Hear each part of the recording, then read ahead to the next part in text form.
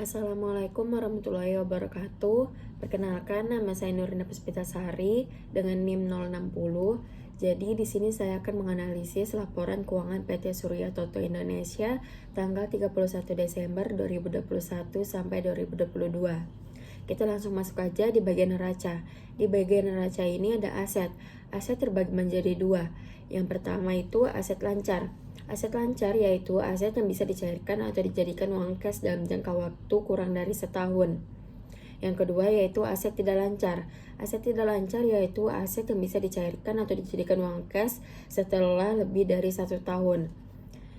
Jadi kita akan masuk ke aset lancar terlebih dahulu. Di dalam aset lancar ada kas dan setara kas. Kas dan setara kas PT Surya Toto Indonesia pada tahun 2021 memiliki kas sebesar 370 miliar dan di tahun depannya 2022 memiliki kas sebesar 405 miliar. Ada penambahan sekitar 34 miliar dan ini menyatakan bahwa perusahaan dari tahun 2021 ke tahun 2022 itu surplus atau profit.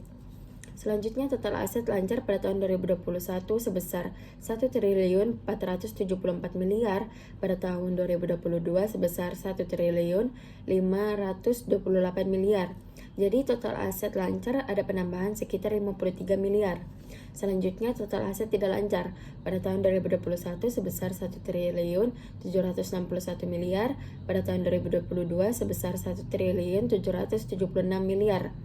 Jadi total aset tidak lancar dari tahun 2021 ke tahun 2022 ada penambahan sekitar 14 miliar. Jadi total aset pada tahun 2021 sebesar 3.236 miliar, pada tahun 2022 sebesar 3.304 miliar. Jadi total aset dari tahun 2021 ke tahun 2022 ada penambahan sekitar 68 miliar. Nah, sekarang kita ke liabilitas dan ekuitas. Jadi, liabilitas itu adalah utang. Liabilitas itu dibagi menjadi dua kategori. Yang pertama adalah liabilitas jangka pendek, yang dimana ini adalah kewajiban yang harus dibayar perusahaan kurang dari setahun.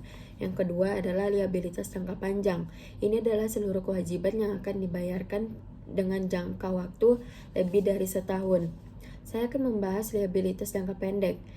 Liabilitas jangka pendek ada pinjaman bank pada tahun 2021 sebesar 30 miliar, lalu pada tahun 2022 sebesar 10 miliar. Jadi pinjaman bank dari 2021 ke 2022 ada penurunan sekitar 20 miliar. Ini bagus karena perusahaan membayar utang ke bank, karena utang bank ini sangat mempengaruhi dari sisi pendapatannya. Selanjutnya, total liabilitas jangka pendek pada tahun 2021 sebesar 407 miliar, pada tahun 2022 sebesar 427 miliar. Jadi total liabilitas jangka pendek ada kenaikan sekitar 20 miliar. Lalu total liabilitas jangka panjang pada tahun 2021 sebesar 701 miliar, pada tahun 2022 sebesar 574 miliar. Jadi total liabilitas jangka panjang ada penurunan sekitar 127 miliar. Jadi penurunan ini bisa dibilang bagus karena perusahaan membayar utang tersebut ke bank. Selanjutnya kita ke ekuitas. Jadi ekuitas itu adalah modal inti. Untuk mendapat ekuitas, aset dikurangi dengan liabilitas. Ekuitas pada tahun 2021 sebesar 2.127 miliar, pada tahun 2022 sebesar 2.302 miliar.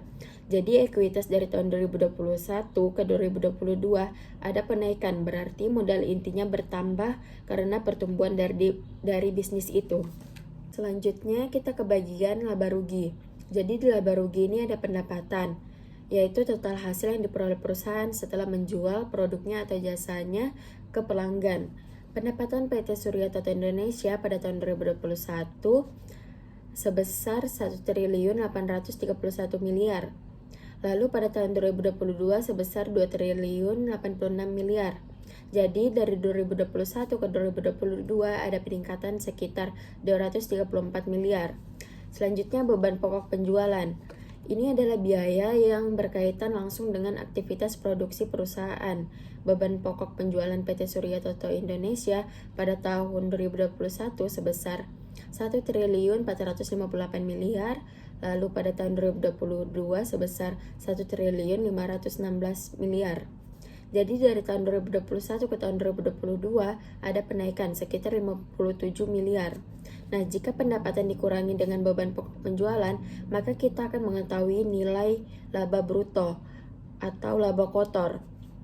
Laba bruto pada tahun 2021 sebesar 373 miliar. Lalu pada tahun 2022 sebesar 569 miliar. Jadi dari tahun 2021 ke tahun 2022 ada penaikan sekitar 196 miliar. Nah, kalau kita kurangin laba bruto dengan beban usaha dan beban lain-lain, maka kita akan mendapatkan yang namanya laba usaha atau laba operasional. Laba operasional pada tahun 2021 sebesar 188 miliar, lalu pada tahun 2022 sebesar 393 miliar. Maka laba operasional dari tahun 2021 ke tahun 2022 ada penaikan sekitar 204 miliar.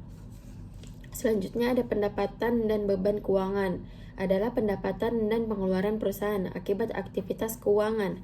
Pendapatan keuangan salah satunya bisa diperoleh dari pendapatan bunga deposito bank.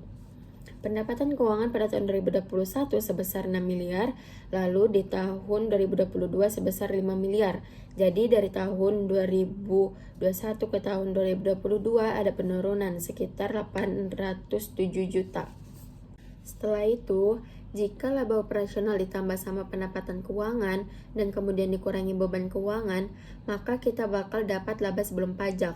Laba sebelum pajak pada tahun 2021 sebesar 196 miliar, lalu pada tahun 2022 sebesar 396 miliar.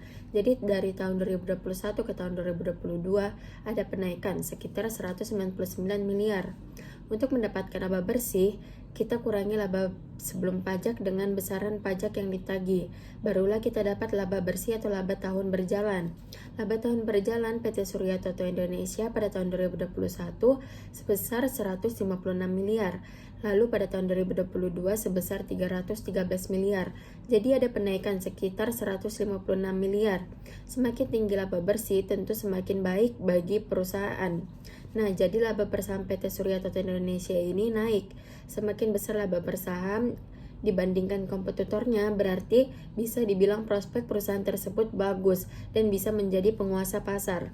Semakin tinggi laba per saham yang diberikan, maka akan mendorong investor untuk melakukan investasi yang lebih besar lagi, sehingga harga saham perusahaan akan meningkat. Sekian analisis perusahaan Surya Toto Indonesia dari saya. Assalamualaikum warahmatullahi wabarakatuh.